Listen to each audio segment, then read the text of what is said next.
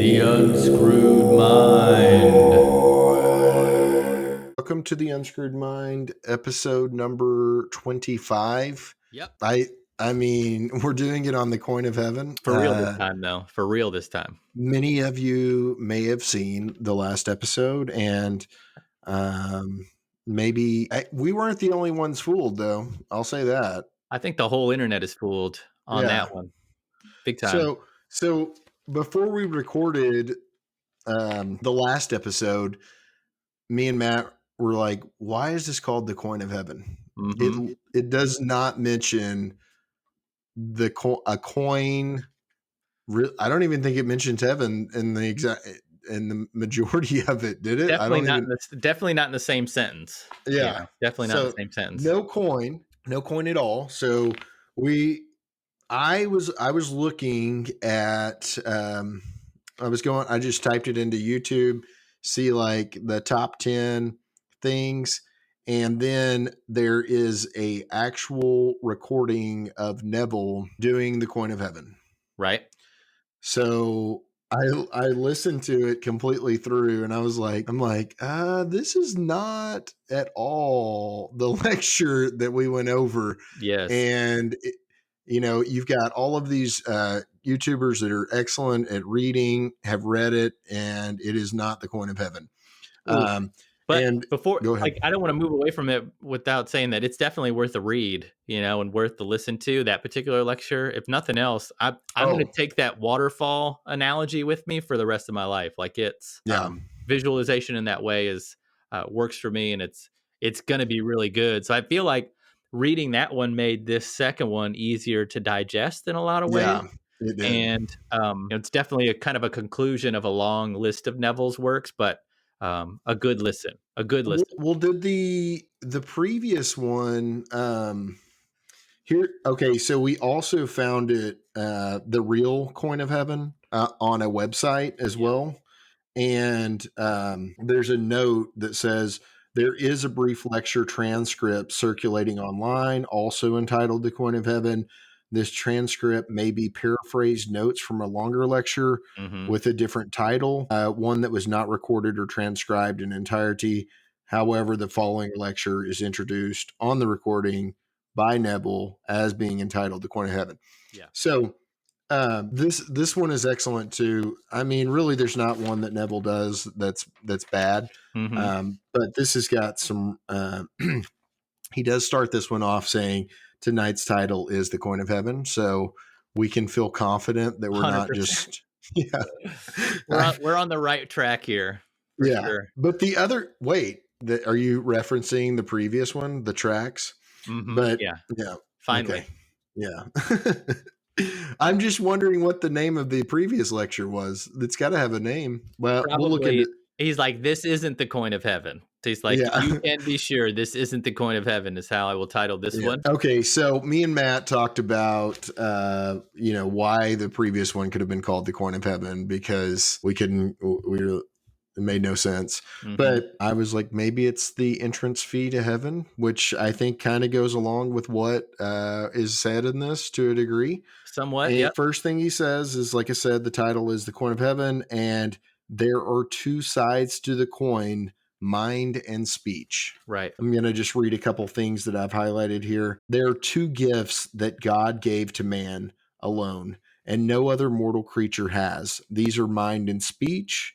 And with these gifts, they're equivalent to immortality. If a man uses these gifts rightly, he will differ in nothing from the immortals. The thing I like about that, we had the previous speech that we also titled "The Coin of Heaven." We're talking about how you were on the tracks and that you're reliving the same life over and over again. And then this says that basically kind of the same thing. Is it's saying you're way out of the tracks. I mean, to me, reading this is, I think of that and I'm like, okay, well, the way that you can differ or change up is to realize that you have the ability to control the outcomes of everything. It is also, what's crazy is this speech is actually a little bit longer, I think, than the Coin of Heaven. Yeah. the other one that we Yeah. read. And for some reason, Neville reading this or talking this was the same length as reading the other Coin of Heaven. I don't see how it's possible. But I think anyway, like in the other ones though, it seemed like the person who was reading it or writing had to add a lot of context. oh, And in yeah. this one, I feel like Neville really provides a lot of that, and there's no need to go looking for it anywhere else.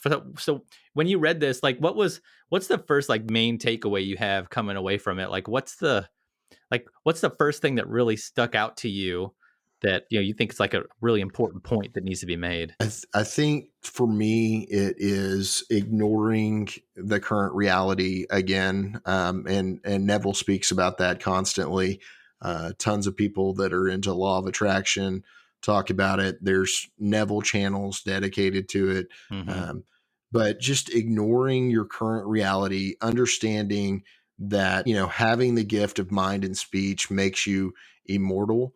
And in doing so, you don't just ignore certain parts of life, but you ignore all parts of life that are not an investment to you. He Hmm. talks about if you that you make an investment out of everything, you never spend money or time, you invest it. So even if you're riding on the bus to your destination or driving in the car to your destination, you're using that time to live in the wish fulfilled, the time period that you want to be. That what you want in your reality is how you constantly keep your frame of mind. You never step outside of that, and you don't let media, books, other people's opinions change that in any way. That is the strongest part to me.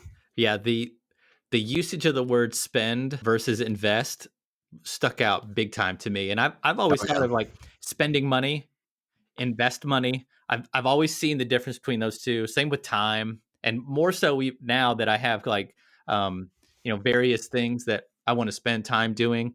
Um, Investing time versus spending time wasting it on things that don't really matter, like social media and whatever. And then thought was the other one, like, because I've never thought that see how I'd use that word again, I never thought that kind of the idle things in your mind, the scenarios that you play through, the arguments that you have, the fights that you win, that's spending thoughts carelessly. Whereas if Mm-hmm. you have the option to invest your thoughts and use your brain power, the mind, that one side of the coin, to have, I guess, more fruitful thoughts, and then have those fruitful thoughts turn into the reality that you want it to. I never thought of my brain power, the thoughts that I have on a daily basis, as something that I could invest in a better future. And that to me is a really interesting way to think about things. And then just the definition, to spend is to give someone your money, your time, your brain power, and not expect any sort of return. But then if you're investing it in your mind, you expect to get something back. And I think because you already have faith in the fact that when you invest something you're going to get a return, referring to it in that way kind of keeps that train moving down the track, if that makes sense. Yeah, that part that I highlighted, I think that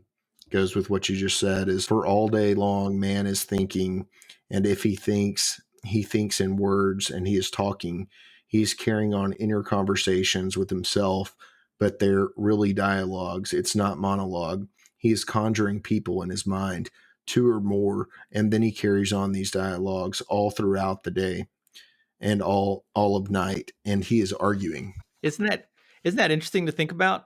How often are you talking to yourself and it's just you and you're telling yourself something, and then how often are you playing out scenarios throughout the rest of the day? And that's a question I'm curious, because for me, like I have things that I need to do. I have conversations that I need to have. I have sales calls that need to be made.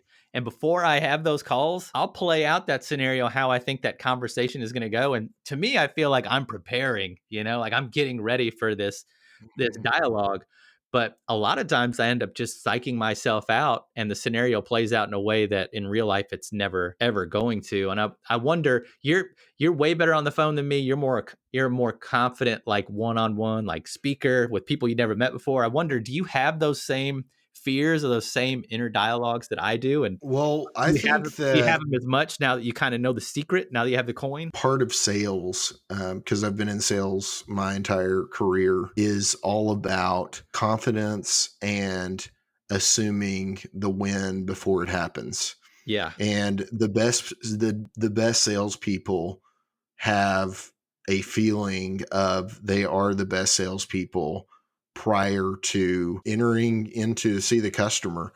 And being in a management title and also just meeting people that I know are excellent salespeople, they always think they are the best salesperson. Man.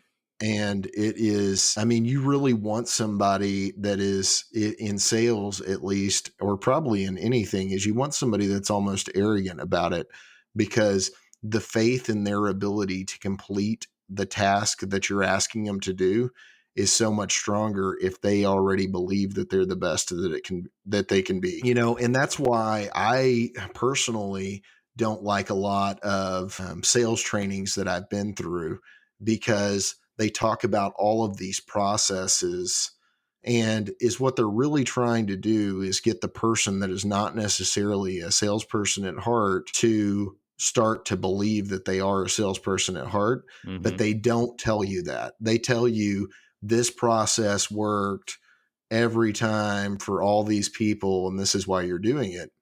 And that doesn't make any sense Mhm. for me, because I'm like, this is not the process I use, and I've never had a problem, you know? You just And raise your hand so, and be like, "Can I teach this class? Because I'm the best yeah, salesman in here," you know? yeah, yeah. That's the sales.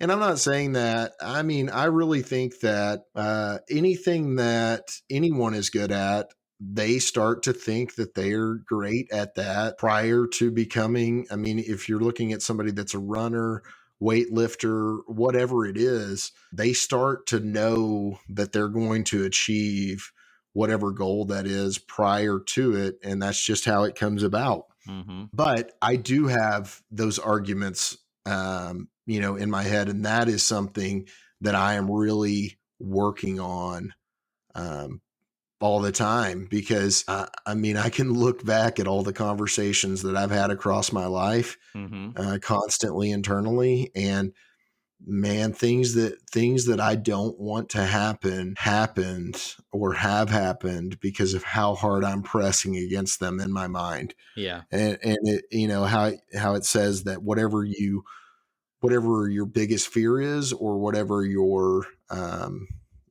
biggest desire is, both can happen if you allow it. Yeah.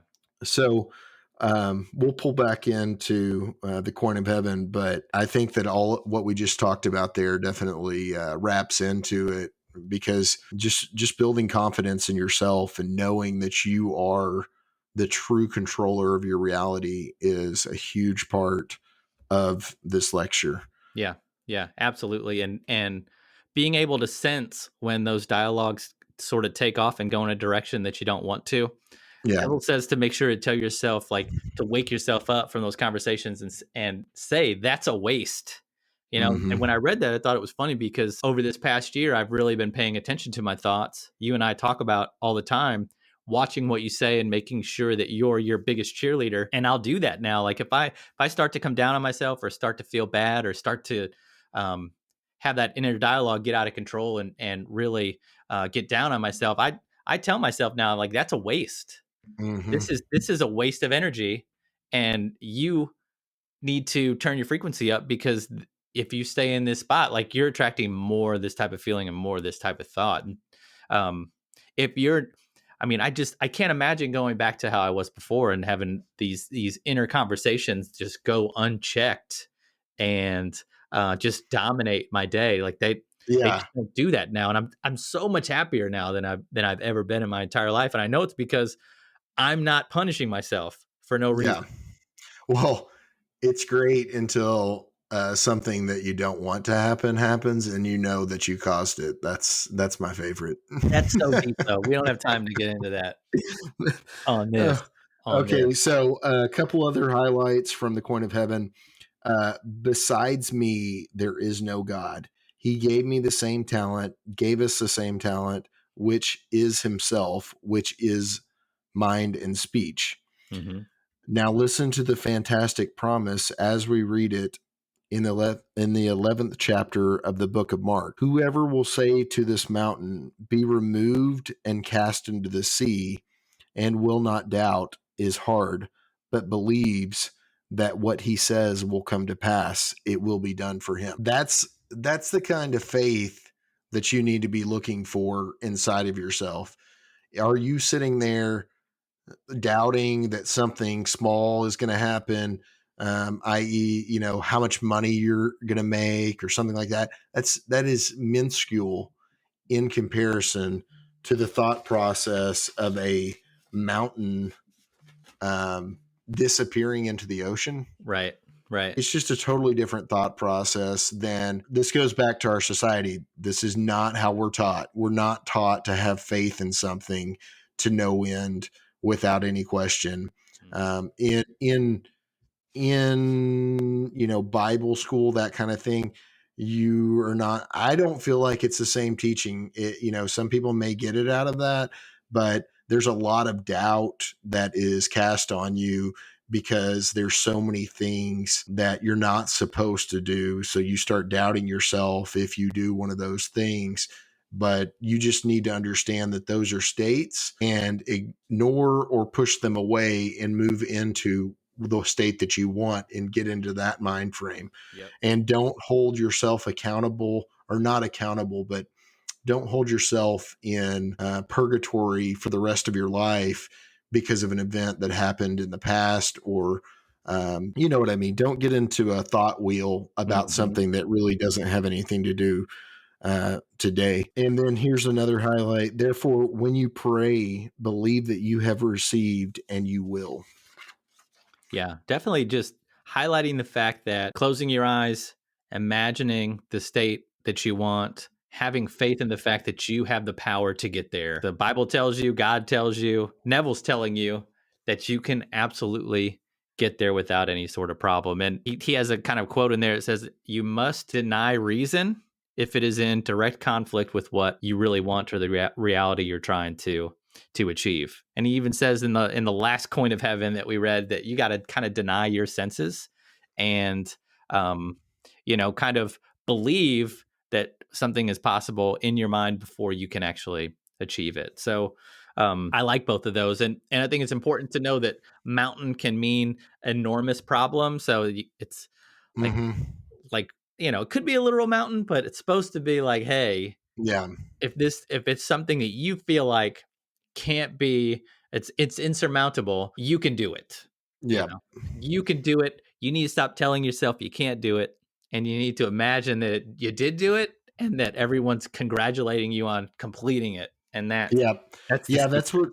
That's what it goes into as well. I think that's later on. I know I highlighted it, but basically when you're imagining or thinking about your wish fulfilled or your ideal being, is you think of family members, friends, whoever congratulating you on you achieving whatever it is, and then consistently think about that and come back into it. But how many times are you out there, or are you thinking, oh man, when I don't achieve this, what are the people going to say to me? Yeah. And or what are they going to say when they find out, I'm trying something new, or I've started this, right. That's a huge thing for me, because I've, just throughout my life, I've done that a lot. And I know that most people have, based on that. One other thing that I highlighted here, the most creative thing in us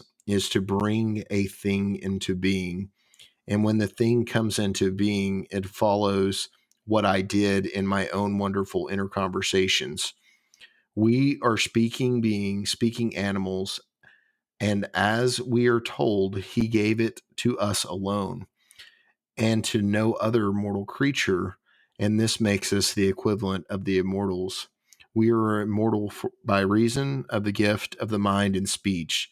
Now I can misuse it, and the whole vast manifested world goes to show us what use or misuse we have made of the gift of God. You can see all of the things that are going on in our world if you look at them, and you can sit there and say, oh, this is a terrible world. Nothing is going right. All of these bad things are happening. People are doing this, people are doing that. But if you pull back and look at your 369, the area that you're in, and you start to evaluate just the things that take place on your daily basis, on your everyday daily basis, you're going to notice that none of the things that you're reading or looking at online really have any effect on you directly. Mm-hmm. And if you don't let it, because that's the big if, because so many people will, that you're talking to on a daily basis, they're being inundated with this information from all the technology that we have access to, and they're repeating it to you. They don't even know why they're repeating it to you, but it's just a consistent message that is being put across. All people want to feel like they are part of something or part of a bigger structure. And when somebody starts repeating something and then somebody else repeats it, it becomes an easy conversation piece for you. Mm-hmm. And it's, a lot of people don't know what to talk about, or they just want to be liked. So they will come up with, whatever they saw on TV, and they'll say, hey, what do you think about this? Or what do you think about this TV show? And it's nothing against that person. And that's been something that's hard for me to really understand, is they're just saying what they're being told to say, or what they're feeling based on what they're seeing. I think they're on That the track too, right?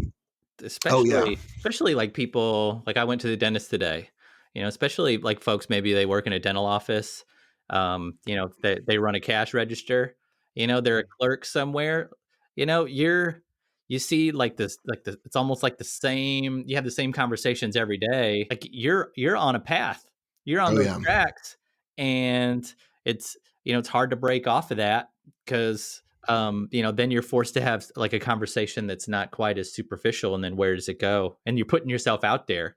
Whereas Yeah. if you say, hey, crazy weather we have in here today, everyone's heard that. Mhm. It's just like, who cares? It's about being liked. It's about remaining comfortable and not crossing any barriers. And it's the world we live in. Well, I'll say this real quick. It is April 2021. To yourself, everyone out there, think for a second. Either you're listening to this now or you're listening to this in the future. Think to yourself, what is the things that are being talked about? What is everybody saying? And then think about, does that really affect your life, or are you letting it affect your life? And that is pretty hard to hear once you start thinking about it. I want to bring this up too. Neville says that wars can be brought on about in the same manner. Mm-hmm. I will go back to 1919. My father was no prophet. He was not a man of the world, living in a small little island in the West Indies. And around the table, I can hear him vividly now. He was a ship's chandler and supplied the ships with all their needs, especially groceries. And so he sat at this day at the table, and he said to my mother, his wife, and to all of us, there will be another war in 20 years. Now that's 1919. The boys were coming home from Europe after the First World War. And the mother said to him, Joseph, why do you say that? Look at our sons. They'll all be just right for a war if it's going to happen in another 20 years. He said it will take place in another 20 years. And he even named the opponents. He named Germany, Italy, and Japan. Japan was not in the First World War, and Italy was not on the side of Germany. It was on the sides of the Allies. He named these three. He got it from the captains, he got it from the stewards, and he got it from the officers in the ships that he supplied. And he believed what they said, and he simply expressed it, what he heard. Well, the war broke out exactly 20 years later on the 1st of September, 1939, when England declared war in Germany as Germany moved into Poland. So the reason why I want to read that is Neville is saying that his dad basically caused this war with his thought. Yeah. That's what he's saying. Not only him, but all the ship's captains, Yeah. all the other No, people. no, Yeah, but he if you go, but he, no, he, if you go down, if you read on, He's saying that's how they thought, but he accepted it. Mm-hmm. And he could have ignored it and not accepted it, and it would have a different outcome. I really took it as there's way more control than you're letting yourself think that there is. On your You, part. yes. Mm-hmm. And the thing that's funny too is I can't remember what lecture or what, I don't know if we've even talked about this on the podcast, but Neville actually was drafted and he got out of it by imagining that he was not in it. Did you know this? No. Okay. So Neville gets drafted. Goes to boot camp, shows up. He tells his commander that he doesn't want to be there. And the guy tells him, tough, you're going to be here. Yeah. Every night for like I think it was only like 5 or 6 days, he imagines that that the commander comes back and says, approved, not because they rejected his request to leave to begin with because he didn't have a legitimate reason. Mm-hmm. And he imagines it for like a week. The same guy comes back and he says, Neville, are you sure you want to leave? And he says, yes. And he gets out. And the way that he describes that he got out is every night he would imagine that he was with his wife and child in their apartment. That's how he would imagine the state that he was in. And then he would imagine that the document that said rejected said approved. Okay. Pretty crazy story. And he also has the story about where he goes to Barbados. And I know that we have talked about that one. You and I have talked about it. Have we talked about it on the podcast? I think we did. We'll get to it next time, right? That'll Yeah. be a reason why people tune in to episode 26 is to hear the infamous Barbados. Barbados. Last point, Rusty. Yeah. If you were to give anyone one final piece to kind of walk away from the coin of heaven with, like a third side to that coin, what would it be? I think the main takeaway that I'm going to end with is actually pretty much what Neville ended it with. And he says, if instead of fighting the evil, you choose the good, instead of cursing states, you choose the blessing, you choose life instead of death, then you go about your own business, investing your time, investing your thought, and investing your money rather than spending these things in the world. I think that says it all.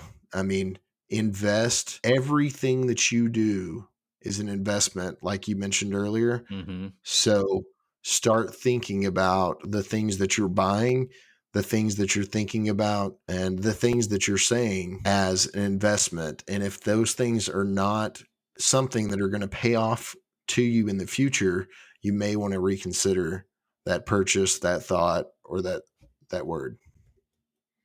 Boom. What a wrap up. Holy The Unscrewed Mind.